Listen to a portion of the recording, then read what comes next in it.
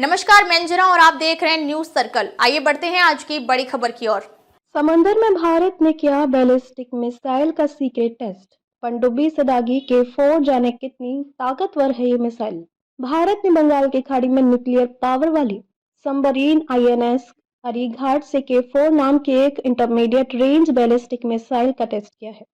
ये missile 3,500 kilometre दूर के टारगेट को निशाना बनाने के लिए डिजाइन की गई है। विशाखापत्तनम के तट से दूर 6,000 टन की INS अरीघाट से किए गए इस मिसाइल टेस्ट पर रक्षा मंत्रालय की ओर से कोई आधिकारिक बयान नहीं आया है। इस सबमरीन को तीनों सेनाओं की स्ट्रेटेजिक फोर्सेस कमांड ऑपरेट करती है।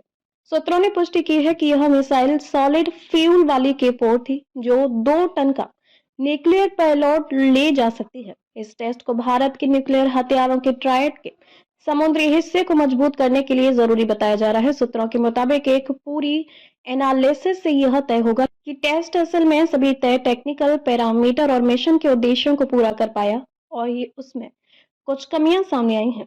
बता दें कि बैलिस्टिक मिसाइलों, खासकर पनडुब्बियों से लॉन्च की जाने वाली मिसाइलों को पूरी तरह से ऑपरेशनल स्टेटस हासिल करने में आमतौर पर कई टेस्ट लगते हैं। 2 स्टेज वाली K4 मिसाइल का पिछले साल नवंबर में INS अरीघाट से पहली बार टेस्ट किया गया था। इससे पहले पिछले कई सालों में सबमर्सिबल पॉन्टून के आकार के पानी के अंदर के प्लेटफॉर्म से कई ट्रायल किए गए हैं। INS अरीघाट जो देश की दूसरी न्यूक्लियर पावर्ड सबमरीन है, जिसमें न्यूक्लियर टिप वाली बैलिस्टिक मिसाइलें हैं, जिसे नेवी की भाषा में SSBN कहते हैं, पिछले साल 29 अगस्त को कमीशन की गई थी। मिसाइल का पहला वर्जन INS अरिहंत 2018 में पूरी तरह से ऑपरेशनल हो गया था। वह सिर्फ 750 किलोमीटर रेंज वाली K15 मिसाइल ले जा सकता था।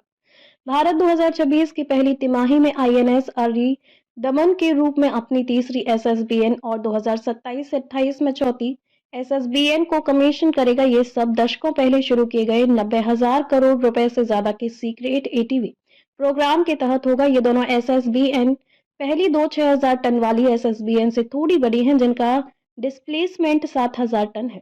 आखिरकार 13,500 टन के SSBN बनाने की भी योजना है, जिसमें पहली 4 सबमरीन में मौजूदा 83 MW रिएक्टरों के बजाय ज्यादा शक्तिशाली 190 MW pressurised light water react होंगे। भारत के मौजूदा SSBN अमेरिका, चीन और रूस के SSBN के आधे से भी कम साइज के हैं।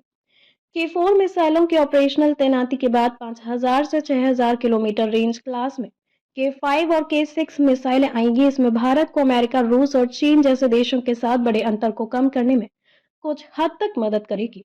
इन देशों के पास इंटर कॉन्टिनेंटल बैलिस्टिक मिसाइलों की रेंज है। भारत के न्यूक्लियर ट्रायड के पहले 2 हिस्से ज्यादा मजबूत हैं, जिसमें जमीन पर आधारित बैलिस्टिक मिसाइलें शामिल हैं, जिनका नेतृत्व अग्नि 5 करती है, जिसकी मारक क्षमता 5,000 किलोमीटर से ज्यादा है और राफेल, सुखोई 30 MKI और मिराज 200 जैसे फाइटर जेट परमाणु ग्रेविटी बम गिराने में सक्षम हैं। हालांकि SSBNS भारत की निवारक क्षमता को कई ज्यादा विश्वसनीयता देते हैं, क्योंकि उन्हें देश की पहले इस्तेमाल न करने की नीति के अनुसार जवाबी हमलों के लिए सबसे सुरक्षित और शक्तिशाली प्लेटफॉर्म माना जाता है।